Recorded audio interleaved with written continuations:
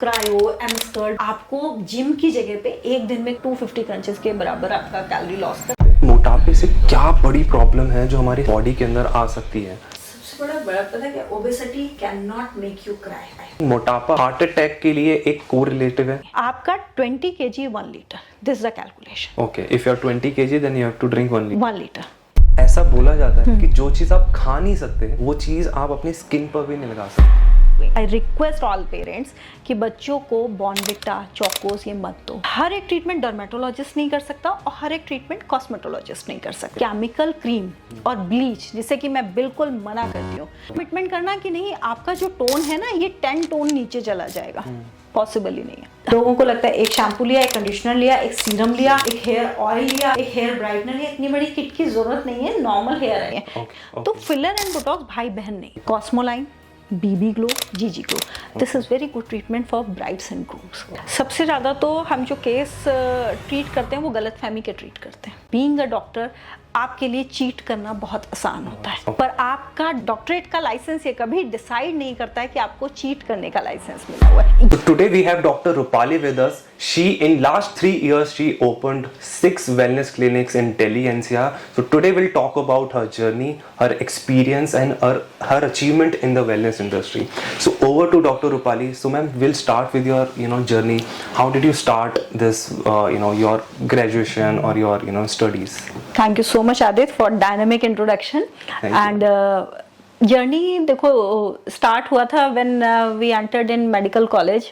I entered in medical college. वहाँ से journey start हुआ, पढ़ाई किया, स्पेशलाइजेशन करना था। जैसे आप देखते हो कि एक फीमेल को हमेशा एक ब्यूटी की तरफ थोड़ा सा होता है, झुकाव होता है, इंक्लिनेशन होता है। सो आई कैन से कि मेरा भी था कि हाँ ब्यूटी समथिंग लाइक दैट, पर कभी ये नहीं सोचा था कि ब्यूटी भी कोई एक मेडिकल का लाइन होगा।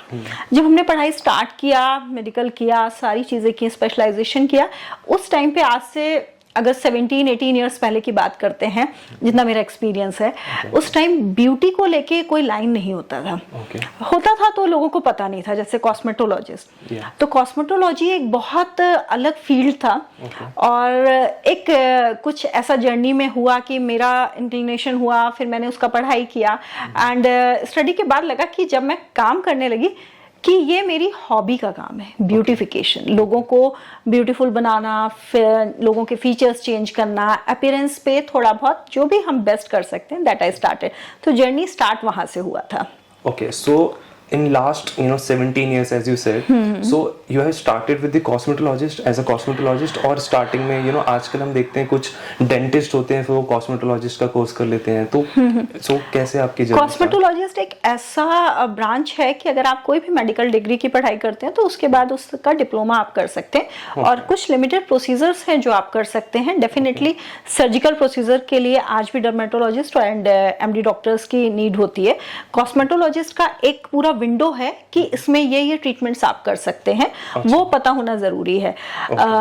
हर एक ट्रीटमेंट डर्मेटोलॉजिस्ट नहीं कर सकता और हर एक ट्रीटमेंट कॉस्मेटोलॉजिस्ट नहीं कर सकता है। दोनों का स्पेशलाइजेशन अलग अलग है। मैम, अगर आप हमारे व्यूअर्स को बताना चाहें कि एक कॉस्मेटोलॉजिस्ट और डर्मेटोलॉजिस्ट में क्या डिफरेंस है, मेजॉरिटी और कौन से ट्रीटमेंट, जैसे आपने बोला कौन से ट्रीटमेंट डर्मेटोलॉजिस्ट कर सकता है, कौन से कॉस्मेटोलॉजिस्ट कर सकता है? अब अगर मैं आपसे बोलूं आपकी बॉडी में इचिंग हो रहा है, आपको एसी में बैठ के रेड रैशेस आ रहे हैं, तो आप किसके पास जाएंगे? डर्मेटोलॉजिस्ट। आप डर्मेटोलॉजिस्ट। अगर मैं आपसे बोलती हूँ आपको हेयर फॉल हो रहा है, आपकी आईज के नीचे थोड़े से डार्क सर्कल्स हो गए, तो आप कहाँ जाएंगे?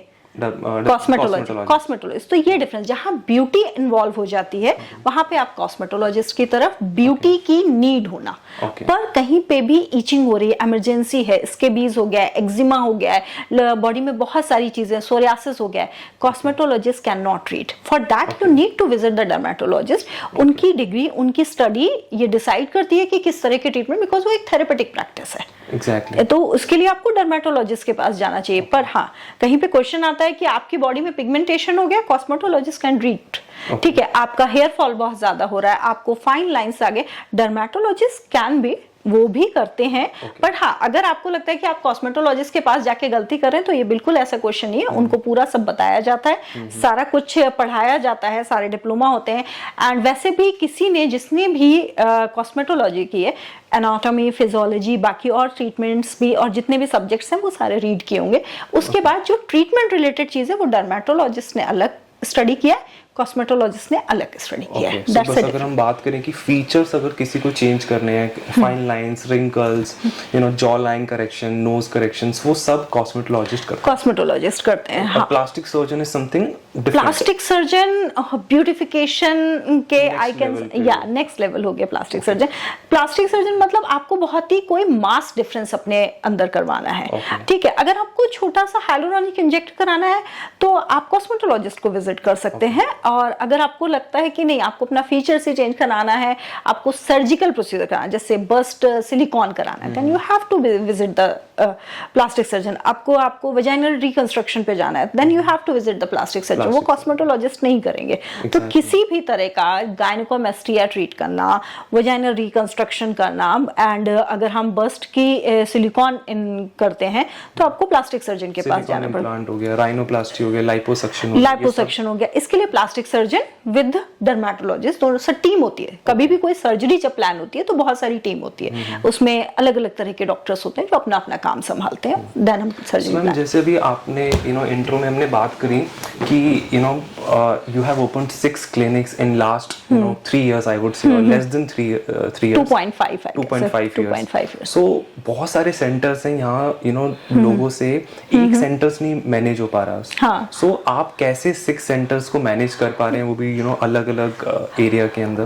देखो, जब किसी का पैशन होता है ना कि उसको काम करना है, तो मेरा पैशन था कि मुझे ब्यूटिफिकेशन, मैंने बहुत सालों बहुत डिफरेंट ब्रांड्स में, बहुत डिफरेंट तो नहीं बोलूंगी, एक ही ब्रांड में 16 इयर्स निकाले हैं। और उसके बाद जब लगा कि अपना कुछ करना चाहिए तो I have taken guidance from my elders जो कि इस इंडस्ट्री से थे। Then I started my own brand और कुछ फ्रेंचाइजीज मैंने लिए जो फेल हो गए अंडरस्टैंडिंग और सब, उस वजह से वो सारा कुछ छोड़ दो। जिसकी डेस्टिनी होती है, तो मेरी डेस्टिनी में मेरा अपना काम था।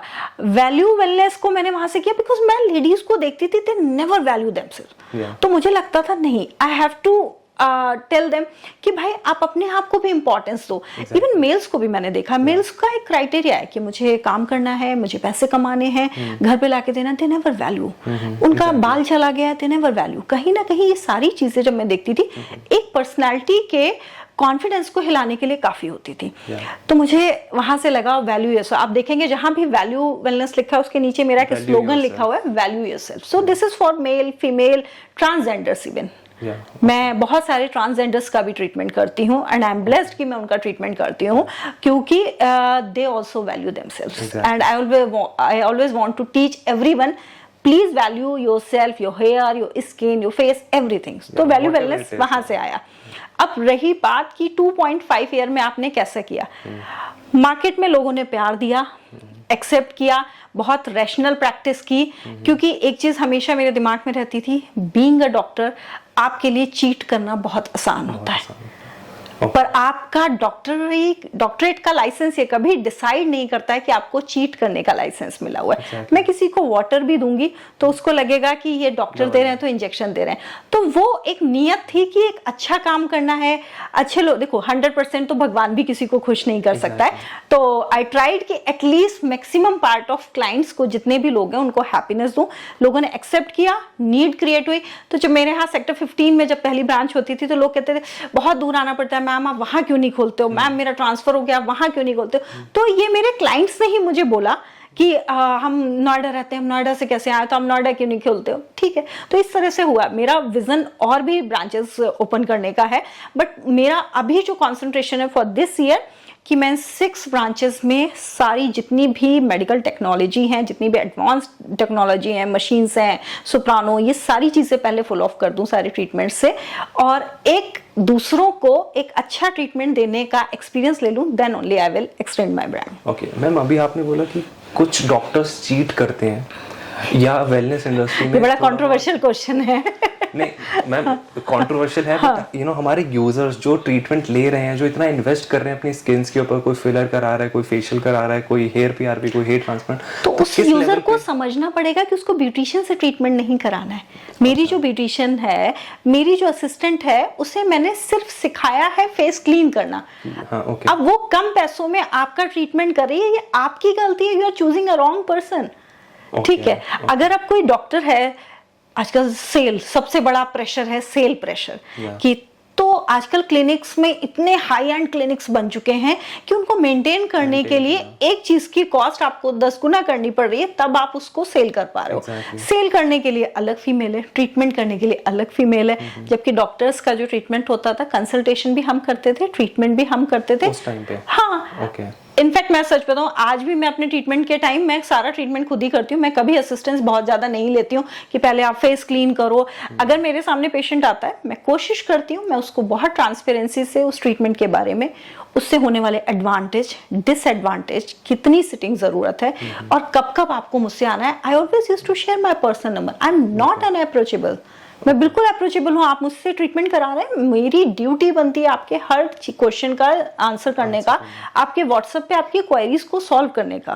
तो ये डॉक्टर्स की अगर ऐसा कभी डिसाइड होता तो जो दाई माँ, जो नर्सिंग स्टाफ होता था, वो तो डिलीवरी कर लेता है। तो डॉक्टर रात में, तो आज भी जो अच्छे गायनेकोलॉजिस्ट हैं वो रात में भी नहीं सो पाते हैं, because when you take a responsibility of your patient, that's your responsibility कि आप कैसे उनको ट्रीट कर रहे हो।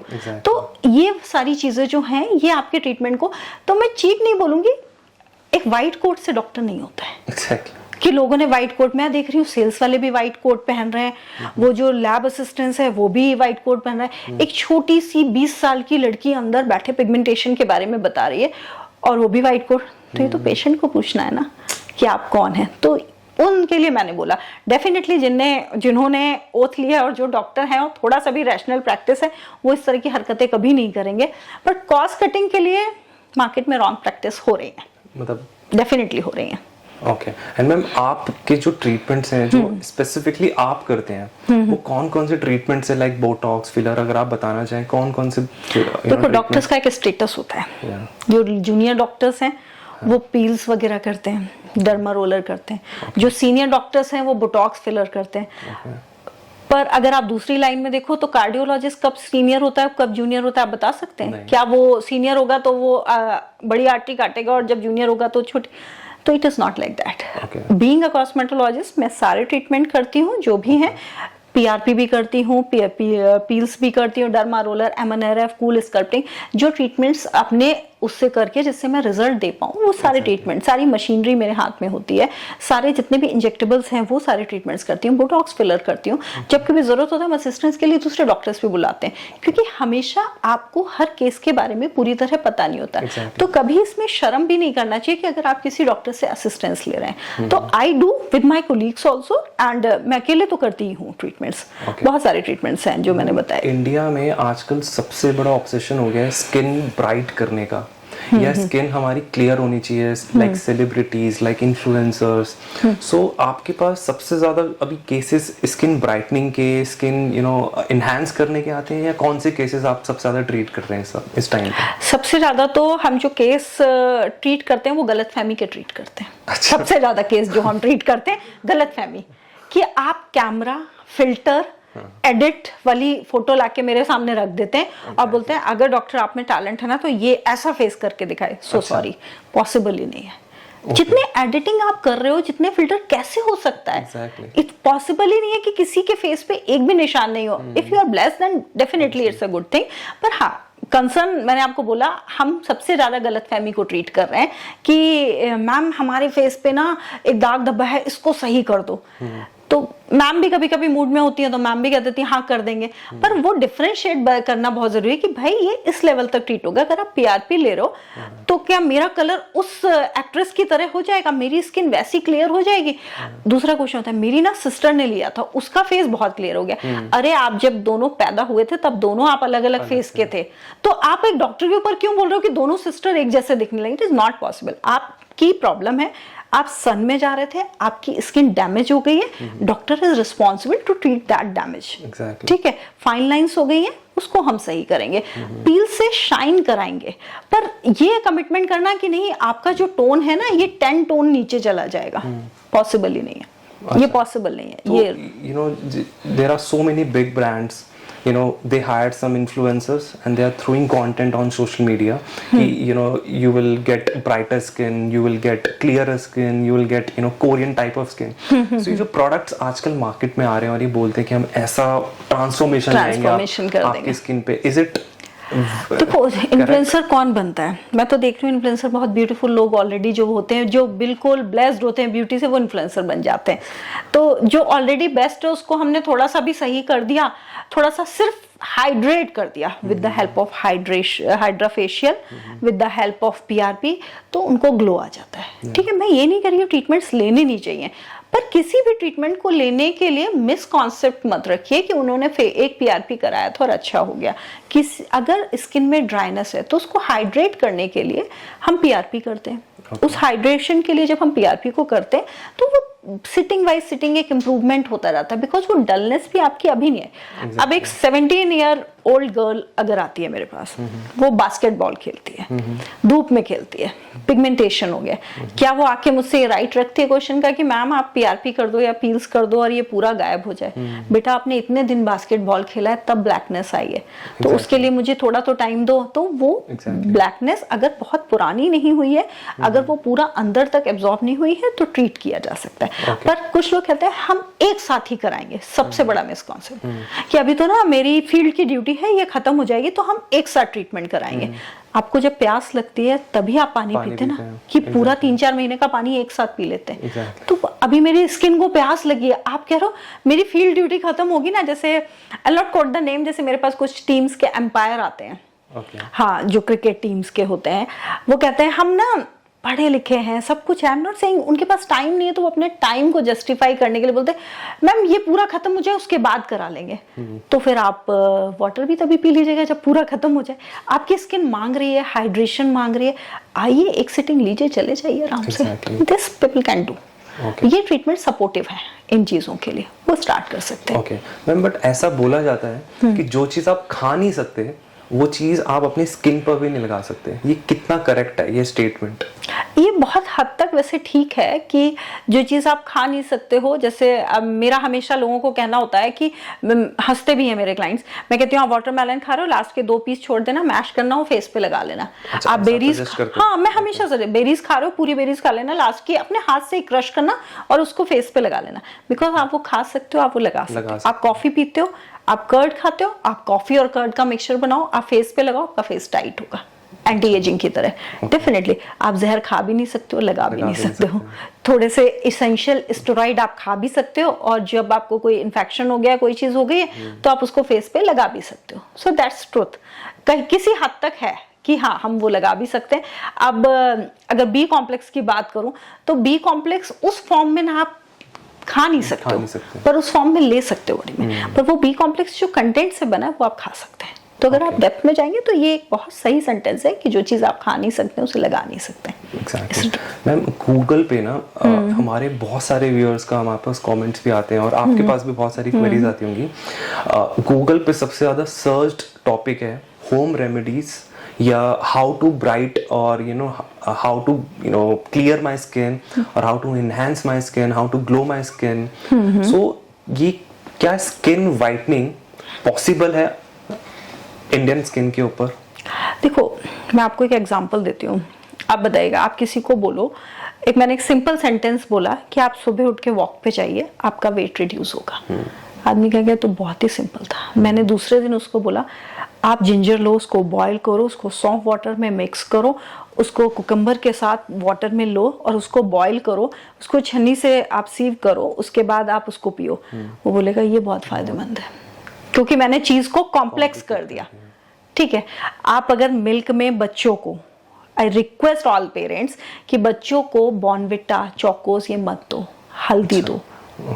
आप एंटीसेप्टिक अपनी अगर टीनेजर गर्ल्स को दे रहे हैं तो उनका मिनार्की नॉर्मल हो रहा है, उनका पिंपल नहीं आ रहा है। आपको शाम को अगर आपका बच्चा खेलने जाता है, आई नॉट से द नेम, ये बड़े बड़े ब्रांड्स हैं कि I am this man, I am this boy and girl. आप थोड़े से किचन में मुझे बहुत ज़्यादा नॉलेज नहीं, पर हाँ मुझे कंटेंट पता है कि मखाना होता है, छुआरा होता है, किशमिश होती है, इनको रात में आप मिल्क में बॉईल करवाओ, सुबह उसको सीव करो और वो बच्चों को मिल्क, तो दैट्स अ हेल्दी अप्रोच। 2 रेशे आप उसमें केसर के डाल दो, तो आप देखिए कितना प्योर है वो। क्या वो केसर क्रीम में ज़्यादा अच्छा पड़ा होगा जो आपको मैं पिलाने के बाद, पर आप देखो ना ये कितने लोग करते हैं, ये मेरे ख्याल में तो 10% लोग भी नहीं करते। अच्छा कुछ लोग बोलते हैं हम ना हल्दी का मिल्क पीते हैं, महीने में 1 बार पीते होंगे, पर बताते हैं कि मैं हम हल्दी का मिल्क पीते हैं। जल्दी जल्दी में माएँ जितनी होती हैं बॉर्नविटा डाल के दे देती, थोड़ा क्लासी भी लगता है ना, बॉर्नविटा, चोकोज, स्ट्रॉबेरी सिरप, कितना क्लासी हल्दी, इट लुक्स सो मतलब लो स्टैंडर्ड कि हाँ अरे ये तो हमारी दादी भी पिलाती थी, हम मॉडर्न है। How will show the modern?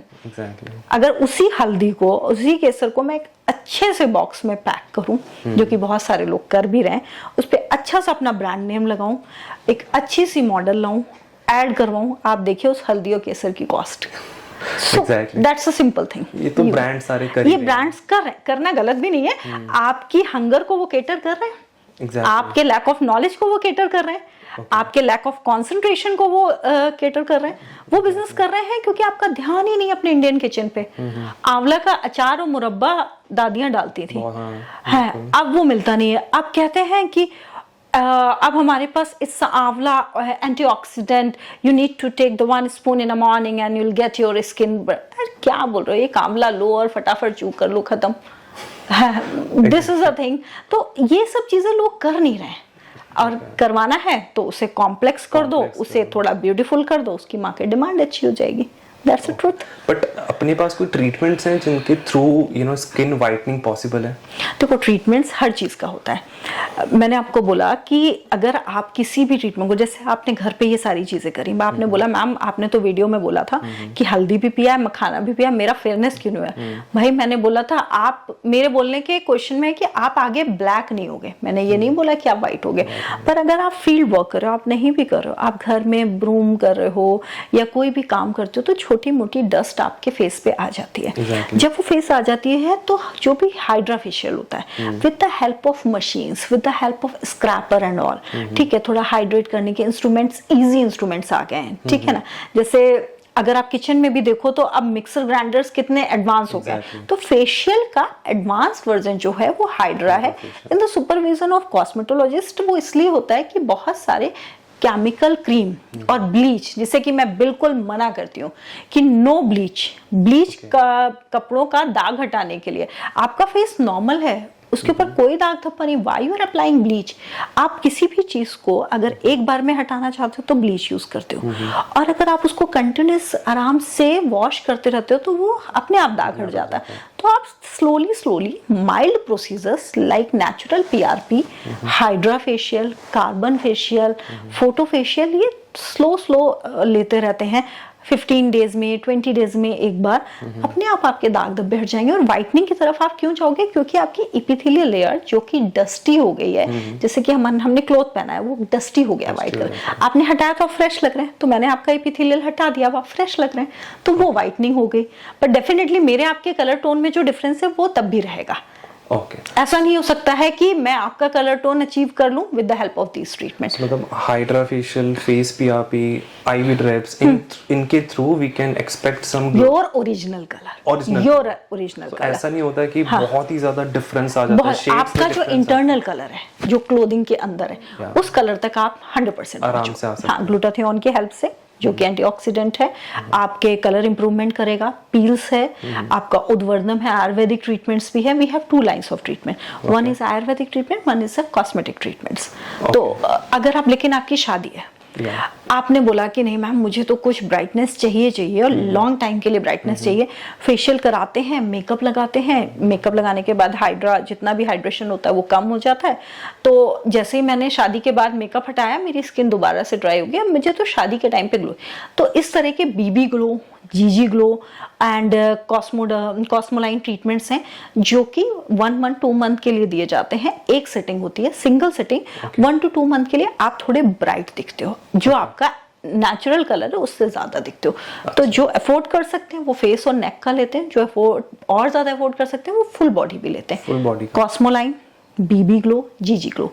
This is very good treatment for brides and grooms. Okay ma'am, अभी आपने ब्राइड्स की बात करी, सो एक ब्राइडल जो एक अपनी उसकी वेडिंग होने वाली है आज से 3-4 मंथ्स में, सो वो कौन कौन से ट्रीटमेंट्स हमारे पास अवेलेबल हैं? अगर हम हेड टू टो की बात करें, सपोज किसी के हेयर फॉल हो रहा है, कोई भी ब्राइड के या ग्रूम के कोई हेयर फॉल हो रहा है या उनको थोड़ी सी बॉल्डनेस है, सो हमारे पास कौन कौन से ट्रीटमेंट्स अवेलेबल हैं जो हम उन्हें ऑफर कर सकते हैं?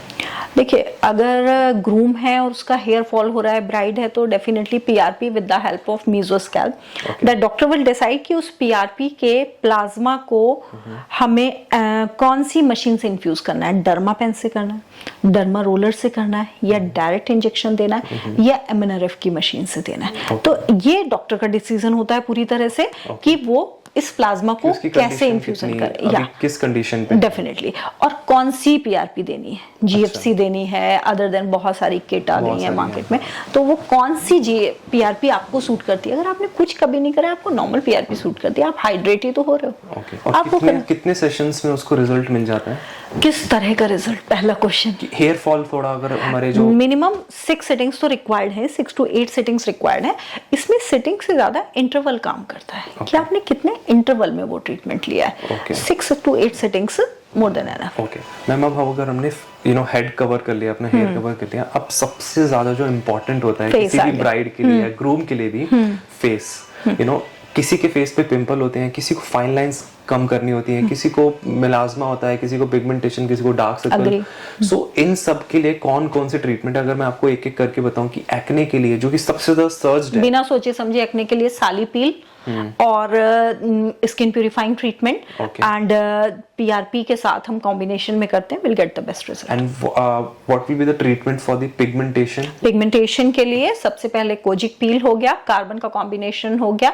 आप देखना, मैं हर चीज में PRP और हाइड्रा जरूर बोलूंगी. अगर आप थोड़ा एडवांस लेना चाहते हैं PRP लीजिए, नॉन एडवांस तो हाइड्रा, बिकॉज हाइड्रेशन से जो ट्रीटमेंट हम कर रहे हैं उसका रिजल्ट इनहांस होता है.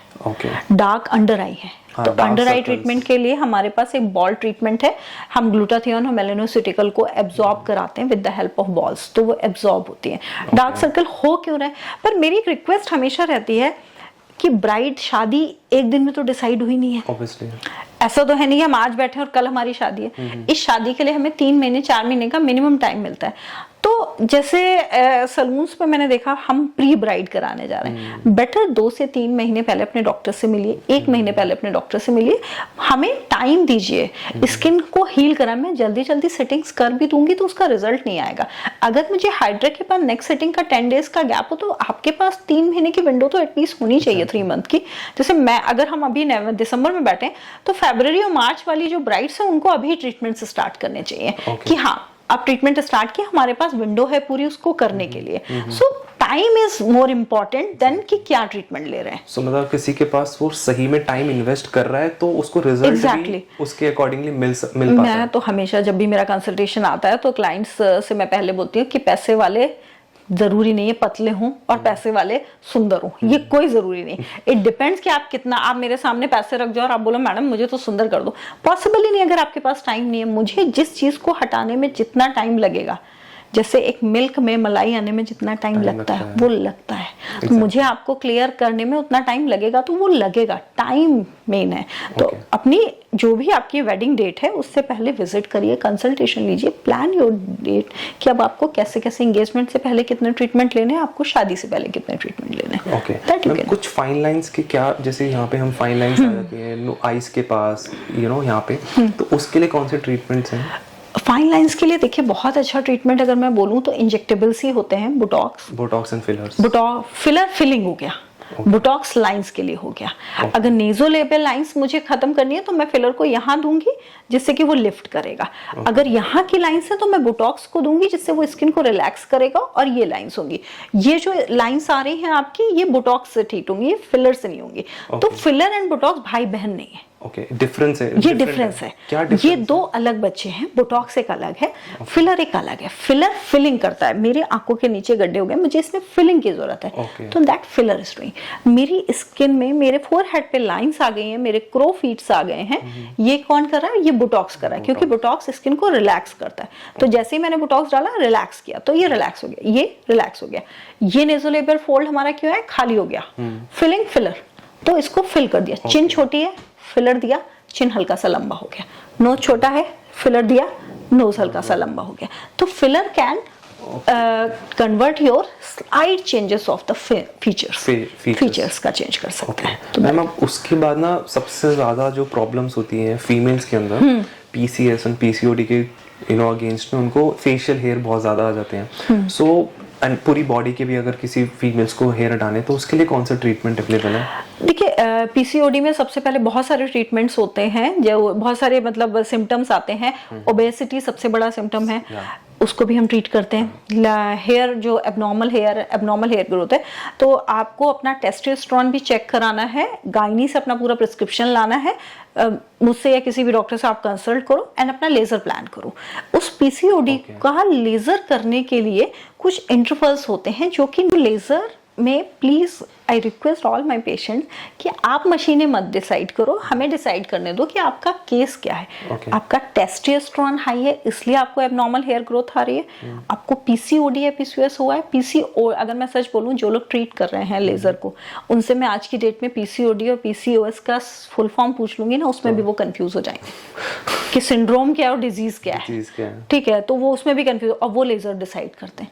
सबसे बड़ा लकुना वेलनेस का यही है, कोई भी ट्रीटमेंट डिसाइड कर रहा है तो काउंसलर ही फोन पे डिसाइड कर देते हैं आपको ये लेना है? पेशेंट डिसाइड कर लेता है, मुझे टिटानियम से 8 सिटिंग चाहिए, कितने में दोगे? अरे ये सबसे लास्ट क्वेश्चन होना चाहिए, कितने में दोगे? मैम मुझे डॉक्टर से मिलना है, आप मुझे बताइए।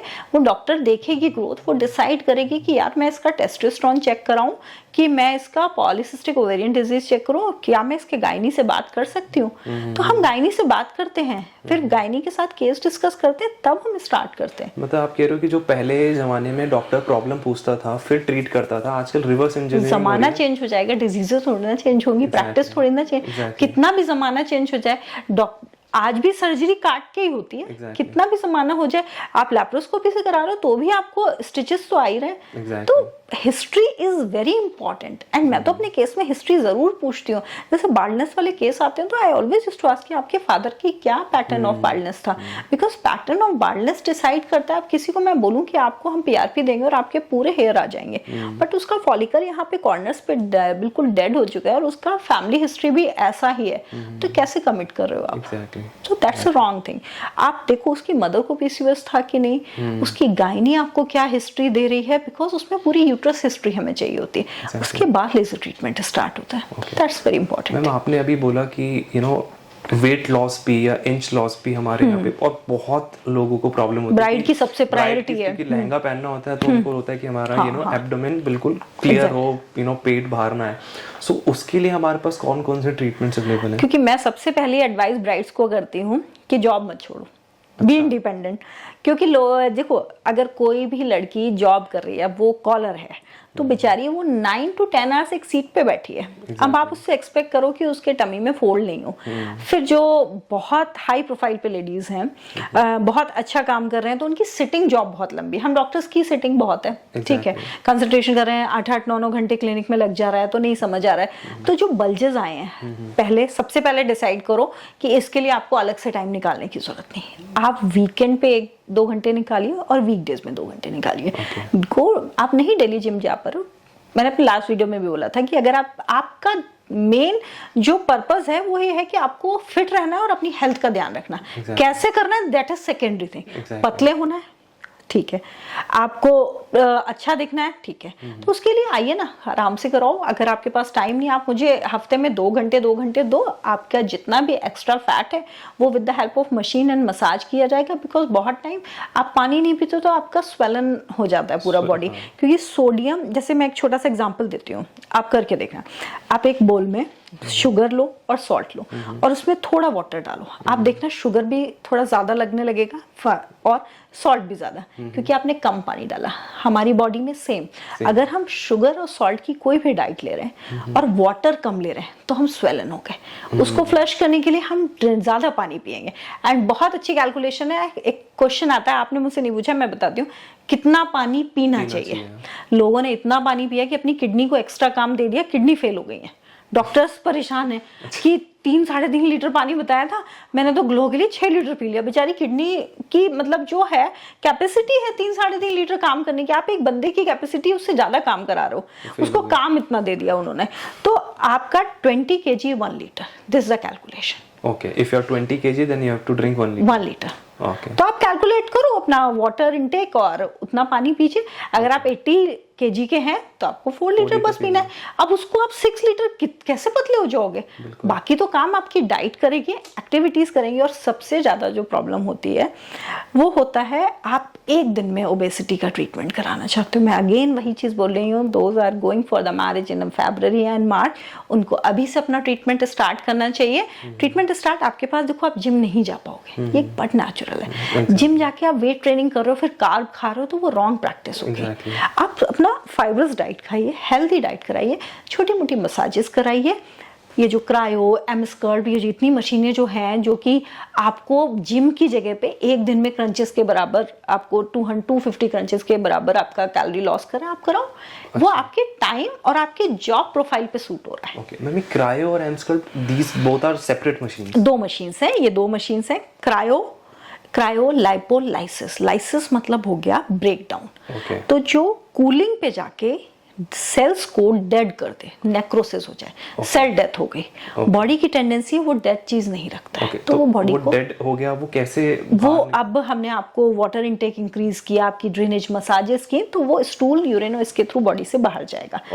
अब एम स्कल्प तो सिर्फ आपके वेट जितने भी बॉडी मसल्स हैं उनको एम स्कल्प क्या करता है, वाइब्रेट करता है, तो वो क्रंचेस जैसा होता है। जैसे आपने आर्म्स की एक्सरसाइज की, तो जब मैंने यहाँ पे लगा दिया तो वो अपने आप उतना ही मूवमेंट कर रहा है कि जिससे आपका आर्म्स टाइट हो जाए। थाइज है, थाइज पे उसने एम स्कल्प लगाया तो थाइज की एक्सरसाइज हो रही है। सो मतलब ये आप कह रहे हो कि क्रायो एब्डोमेन के लिए है और एम स्कल्प थाई के लिए? नहीं, बिल्कुल नहीं। क्रायो आपके इंचेस को लॉस करने के लिए, एम स्कल्प उस इंचेस को मेंटेन करने के लिए। क्या पता आप उस वेट कैटेगरी में नहीं आते हो जहां आपको डेड करने की जरूरत हो, आप सिर्फ छोटा सा वर्कआउट करो और हो जाए, तो वो जो वर्कआउट है वो आपको एम स्कल्प करा रही है। पर क्या पता आपको अभी सबसे पहले फैट को डेड करना है, अभी मेंटेन बाद में होगा, तो आप क्रायो का केस हो गए, आप एम स्कल्प का केस नहीं हो।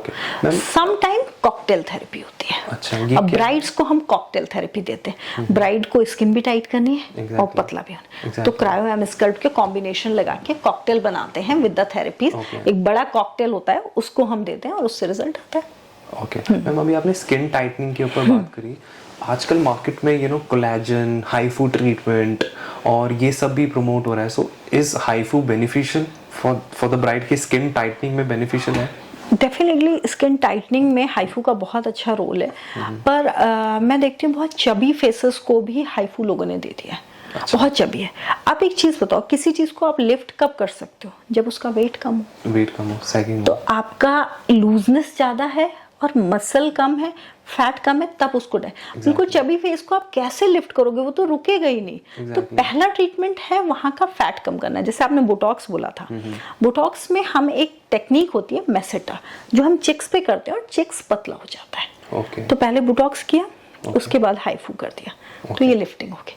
अब आता है क्वेश्चन कि मुझे इंजेक्टेबल नहीं लेना है, तो आपने सिंपल आरएफ किया। आरएफ क्या करता है, स्किन लूज है, टाइट करना है, आरएफ दिया, टाइट हो गया, अब लिफ्टिंग कर दिया। तो with the help of HIFU आपने लिफ्टिंग। हाइफू एंड थ्रेड्स 2 होते हैं लिफ्टिंग के ट्रीटमेंट। इंजेक्टेबल थ्रेड हो गया, नॉन इंजेक्टेबल हाइफू हो गया। मैम वुमेन्स जब अपने चाइल्ड बर्थ देती हैं तो उनको ना बहुत सारी सैगिंग हो जाती है स्टमक पे, तो क्या ये क्रायो और एम स्कल्प आप उनको भी सजेस्ट करते हो? डेफिनेटली पोस्टपार्टम जितना भी डिलीवरी हो गया है उसके बाद लेडीज को after 20 days they can come for the treatment.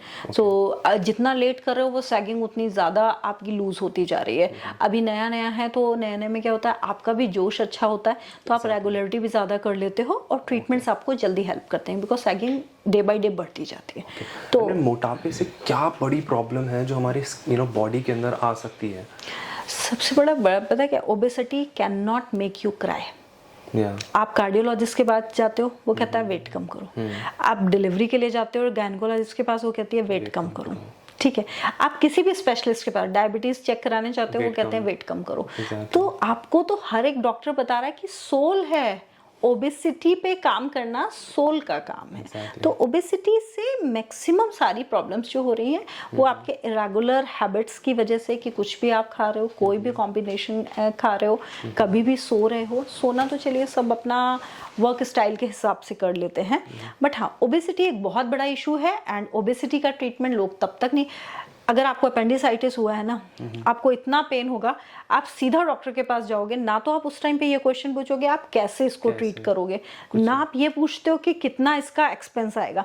Obesity के टाइम आप सारा इंटरव्यू लेते हो सामने वाले का, कि कैसे होगा, कितना होगा, स्टार्ट तो करो, क्यों नहीं होगा वंस। एंड ओबेसिटी जब भी रिड्यूस की जाती है, इट्स अ पार्टनरशिप डील।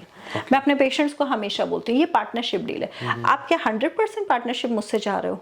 तो नहीं, सॉरी, 70% अगर आप मुझसे सपोर्ट चाह रहे हो, आई कैन डू। 30% आपको अपनी डाइट चेंजेस, स्लाइट एक्सरसाइजेस और स्लाइट वॉक करनी पड़ेगी, उसका ट्रीटमेंट अलग होगा।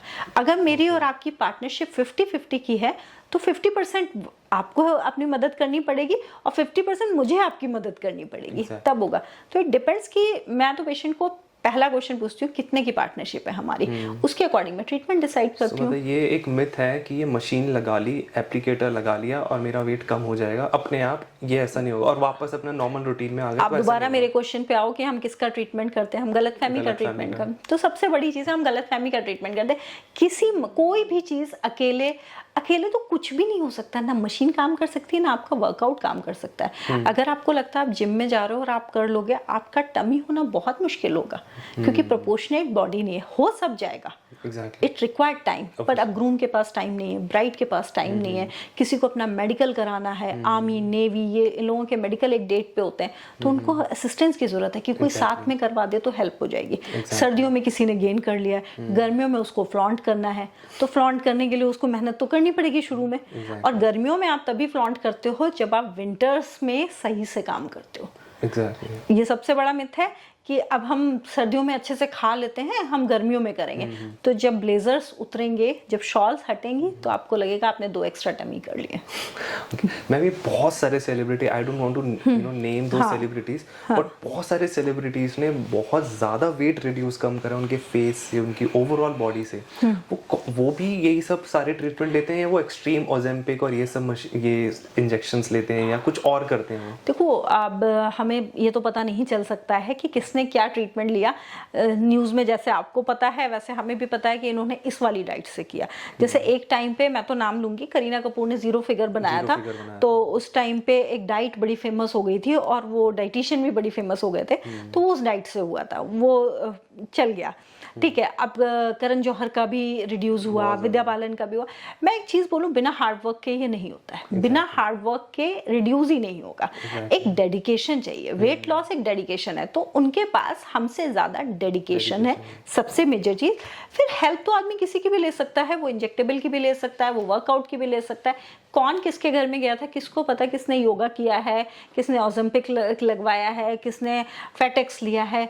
मेन तो सामने ये है कि वेट रिड्यूस हुआ, उनको ये चीज़ पता थी कि ओबेसिटी उनके लिए प्रॉब्लम है, उनके करियर के लिए भी और उनके हेल्थ के लिए, तो उन्होंने उस पे काम किया। और हमारा कंसंट्रेशन सिर्फ इतना होना चाहिए कि उन्होंने किया क्या। अब आपके वो लगता है कि वेट लॉस से आप इंस्पायर हो और उस वेट लॉस को करने के लिए कोई रास्ता ढूंढिए। बट मैम, आपको नहीं लगता कि वेट लॉस से जो आजकल सबसे ज़्यादा इशू आ रहा है, कार्डियक अरेस्ट, हार्ट अटैक, लोग जिम में ही एक्सरसाइज करते करते वो एकदम से गिर जाते हैं या कोई भी, तो आपको लगता है कि एक मोटापा हार्ट अटैक के लिए एक कोरिलेटिव है? देखो, सबसे पहली चीज, suppression of anything is wrong. अगर आप अपना एपेटाइट सप्रेस कर रहे हो तो रॉन्ग है। अगर आप अपने इमोशन सप्रेस कर रहे हो तो डिप्रेशन कॉज हो रहा है। ठीक है, डिप्रेशन से भी तो सुसाइड हो रही है, अगर ओबेसिटी से डेथ हो रही है तो डिप्रेशन से भी तो सुसाइड हो रही है। इमोशन सप्रेशन से आप, तो ओबेसिटी का वजह से कार्डियक अरेस्ट नहीं हो रहा है। ये जो तरह तरह की नई नई चीजें लोग ट्राई कर रहे हैं, अब जैसे इंटरमिटेंट फास्टिंग को बिल्कुल नया बना दिया गया, जबकि देखा जाए तो एक किसान कई सालों से इंटरमिटेंट फास्टिंग ही कर रहा था, लेकिन अब उसको क्लास ही कर दिया गया इंटरमिटेंट फास्टिंग। तो वेट लॉस की वजह से नहीं होता है। वेट लॉस कैसे किया जा रहा है, मैंने कई लोग देखे हैं जो ये बोलते हैं कि हम मलमल के कपड़े को जूस में डिप करते हैं और जैसे हमें चक्कर आता है हम वो ऐसे करके चूस लेते हैं तो हमारा ग्लूकोज हाई हो जाता है और हमें चक्कर आना बंद हो, तो इससे हमारा फिगर मेंटेन रहता है। तो आप सोचो ये प्रैक्टिस कितनी सही है। Exactly. और ये ऐसा नहीं है कि ये मेरे ही कुछ क्लाइंट्स हैं जिन्होंने मुझे बताया, इंडस्ट्री में भी हो रहा है, मेरे क्लाइंट्स ने बताया जो मतलब मॉडल्स हैं, स्ट्रगलिंग मॉडल्स हैं, इन्फ्लुएंसर्स हैं, they are doing this thing, but this is the wrong practice. आपको वेट लॉस करना, आप एक सही, आप जिम में जा रहे हो, तरह तरह के इंजेक्शंस लगा रहे हो, ग्रोथ हार्मोन लगा रहे हो, पता नहीं क्या क्या लगाते हैं मसल को करने के लिए, फैट बर्नर, तो दिस आप जा रहे हो, जब आप मेहनत कर रहे हो तो बिलीव योर मेहनत एंड आप वेट करो, उसको रिजल्ट को आने में थोड़ा सा टाइम लगेगा, दैट्स द मेन थिंग। तो उस वजह से कार्डियक अरेस्ट नहीं हो रहा है, cardiac arrest wrong practice of weight loss की वजह से हो रहा है। जो हम इंजेक्शंस, सप्लीमेंट्स और ये सब जो अब आईवी ड्रिप्स हैं, बहुत सारी आईवी ड्रिप्स हैं जो वेट लॉस करा रही हैं, पर डिपेंड करता है आप ओबेसिटी की किस स्टेज पे हो, ठीक है, उसमें भी फिजिशियन का होना चाहिए। जैसे हमने अब एक थी हमारे यहाँ मैडम, उन्होंने बोला हमको वेट लॉस की ड्रिप लगा दो, मैंने सिंपल बोला आपने फिजिशियन से लिखवा लाइए, हम लगवा देंगे आपको ड्रिप, क्यों फिजिशियन, अब आप अकेले कॉल लेते हैं कि हम वेट लॉस की, ओबेसिटी इमरजेंसी नहीं है, बट अगर उसकी वजह से कोई इमरजेंसी बॉडी में क्रिएट हो रही है कि आपका लिवर सही से काम नहीं कर रहा, आपको बहुत ज्यादा कार्डियक प्रॉब्लम हो रही है, आपका बीपी, तो ये इमरजेंसी है, देन मे बी लाइपोसक्शन के लिए भी आपको जाना पड़े, तो उस कंडीशन में लाइपोसक्शन भी सही है। बट अगर आपको वेट लॉस करना पड़ रहा है और आपकी अदर प्रॉब्लम ज्यादा हैं और आपको तुरंत वेट लॉस करना है, तो आप आईवी ड्रिप भी लगा रहे हैं, तो उस टाइम पे वो भी सही है। पर पहला सही ये है, change your diet, work on your diet, ठीक है। पर अब कहते हैं हमने तो डाइट ही चेंज किया, आप ओबेसिटी के किस स्टेज पे बैठे हो, आप डाइट चेंज करने से कुछ नहीं होगा। Now you need a supportive treatments, to take a supportive treatment. Diet तो करनी डाइट तो वो ओम का वो मंत्र है जो आपको हर पूजा में पढ़ना ही है, सीधी सी बात है। तो डाइट तो करनी है, चाहे आप लाइपोसक्शन कराओ, चाहे बैराटिक कराओ, चाहे आप कोई भी ड्रिप ले लो, आपको करना ही है। तो डाइट को आप प्लीज रिप्लेस मत करो कि मैं तो कई सालों से डाइट कर रहा हूँ, तो मेंटेन है ना, डाइट कर रहे हैं। Exactly. So मैम अभी हमने बात करी कि वेट लॉस एक बहुत बड़ी प्रॉब्लम है और जो कि सबसे बड़ी प्रॉब्लम है, बट उससे भी बड़ी प्रॉब्लम है जो कि एक ह्यूमन की या एक मेल की या फीमेल की फीचर्स को डिफाइन करते हैं, which is here. So winters में एक ह्यूमन क्या ऐसी मिस्टेक करता है जिससे उसका हेयर फॉल होना ज्यादा स्टार्ट हो जाता है, और हार्ड वाटर उससे क्या हेयर फॉल होता है? ये 100% सही है कि हार्ड वाटर से हेयर फॉल होता है। कई नियर बाय एरियाज हैं, नोएडा, छतरपुर, इन जगहों का जो पानी है बहुत ड्राई है, लोगों ने सॉफ्टनर्स लगवाए हुए हैं, और प्रॉब्लम ये होती है उस सॉफ्टनर से जो एसेंशियल बैक्टीरिया है वो भी डेड हो जाते हैं, ठीक है। एंड आप कह रहे हैं कि हमने ऐसा हेयर में क्या लगाया हुआ है, कोई भी स्टिकी चीज लाइक अ सीरम, जेल, कोई भी चीज आपने बालों में लगाई है, तो आपने डस्ट को अट्रैक्ट किया है, वो डस्ट स्टिक हुई है, उस डस्ट ने स्टिक होकर इन्फेक्शन कॉज किया है, उससे आपका हेयर फॉल हो रहा है। बट ये तो मार्केट में बोला जाता है कि सीरम लगाओ आपका हेयर फॉल बंद हो जाएगा, हेयर ग्रोथ हो जाएगी। मैं भी अपना सीरम का ब्रांड शुरू करूंगी और मैं बोलूंगी कि आप सीरम खरीदिए मुझसे और उससे सही होगा। देखो ये सब चीजें अच्छी हैं, अगर आप पार्टी में जा रहे हो, रात में जा रहे हो, डस्ट नहीं, आपने 15-20 मिनट्स के लिए जेल लगा लिया, सीरम लगा, अब आप मार्केटिंग के जॉब के लिए जा रहे हैं और डस्ट में जा रहे हैं, आप हेलमेट पहनने जा रहे हैं जिसमें कि ऑलरेडी स्वेटिंग से इन्फेक्शन है, उसमें आप सीरम लगा के जा रहे हैं, तो ये कहाँ तक सही है? तो बिल्कुल गलत प्रैक्टिस हो गई ना। मतलब अगर आप कभी अपने क्वेश्चन को देखोगे, अपने आप से क्वेश्चन पूछो whether you are doing right और रॉन्ग, तो एक बार देखो कोई भी चीज, स्टिकी चीज फेस पे, स्टिकी चीज हेयर पे हमेशा प्रॉब्लम क्रिएट करेगी। तो अवॉइड करिए स्टिकी चीज। जब आप बाहर जाओ, आप बोलोगे मैं तो ना बस नीचे उतर के गाड़ी में बैठ जाता हूँ, वो है ना 5 मिनट का स्पैन, उसमें मिट्टी आ रही है ना, उसमें अट्रैक्ट कर लिया। सो कोई भी सीरम्स और हार्ड वाटर से बचें। और ऐसी क्या चीज़, जैसे बोला जाता है कि विंटर्स में गर्म पानी से आप जब नहाते हो तो आपका स्कैल्प ड्राई होता है और उससे डैंड्रफ इंक्रीज होता है। गर्म पानी जब आपके हेयर पे पड़ता है तो आपकी हेयर की एक क्यूटिकल होती है, वो ओपन हो जाती है, ठीक है। गर्म पानी पड़ा, जैसे कोई बॉक्स आपने देखा खुलता नहीं तो उसे हम गर्म पानी में डालते हैं, क्यों? ओपन हो जाता है, ओपन हो जाता है। तो हमारा जो हेयर का लेयरिंग है ऊपर वाली, गर्म पानी डाला वो ओपन हो गया, ओपन हो गया तो वो वीक हो गया, इसलिए हेयर फॉल शुरू हो गया। इसलिए वार्म वाटर मना करते हैं, स्कैल्प के लिए नहीं मना करते हैं, क्यूटिकल ओपन हो जाता है इस वजह से ओपन मना करते हैं। सो मतलब ये कुछ चीज़ों का अगर हम ध्यान रखें, हाँ, जिस वजह से एक नॉर्मल टेम्परेचर के वाटर से वॉश कीजिए, एक नॉर्मल शैम्पू से वॉश कीजिए जो कि बहुत स्टिकी ना हो।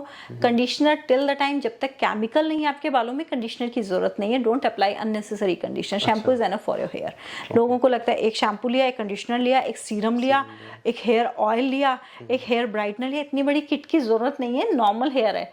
अगर आपने रिबॉन्डिंग करा लिया, आपने स्मूथनिंग करा लिया है, लोग क्वेश्चन पूछते हैं हमने केराटिन कराया है, तो आपने केराटिन में क्या कराया था? जो वार्म वाटर से आपके क्यूटिकल ओपन हो गए तो उनको आपने बंद करा दिया, बस सिंपल सी चीज़ है। तो इतनी सारी चीज़ें हेयर पे यूज़ कर, और जब भी शैम्पू यूज़ करो, शैम्पू को स्कैल्प में यूज़ करो। अगर आप कंडीशनर 1% यूज़ भी करते हैं तो उसको रूट्स में मत लगाइए, कंडीशनर वहाँ पे जम जाए। हाँ, ऊपर लगाना है, और शैम्पू हमेशा रूट्स में लगाना है। रूट्स में लगाना है हमेशा। और क्या रोज शैम्पू कर सकते हैं या ऑल्टरनेट डेज पे करना चाहिए? ऑल्टरनेट डेज पे करना चाहिए। रोज तो केमिकल तो है ही कहीं ना कहीं, एंड डिपेंड्स कि आप कौन सा शैम्पू यूज़ कर रहे हैं। अगर आप कोई आयुर्वेदिक ब्लैंड शैम्पू, एलोवेरा ये सब यूज़ कर रहे हैं तो स्लाइट क्वांटिटी आफ्टर जिम, जैसे लोगों को स्मेल का इशू रहता है तो वो कर सकते हैं, ऐसा कुछ नहीं। रिंस अच्छे से होना चाहिए।